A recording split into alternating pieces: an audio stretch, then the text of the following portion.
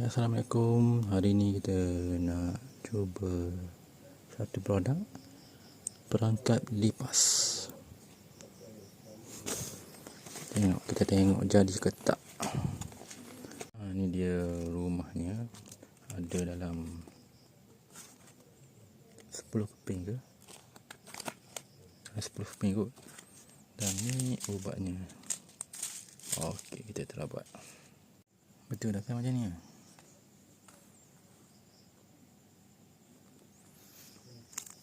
Bang macam dedak. Okey, kita tengok hasilnya. Lipas ada, cicak ada.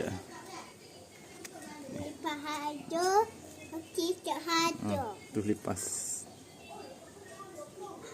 Cicak mana? Tu cicak.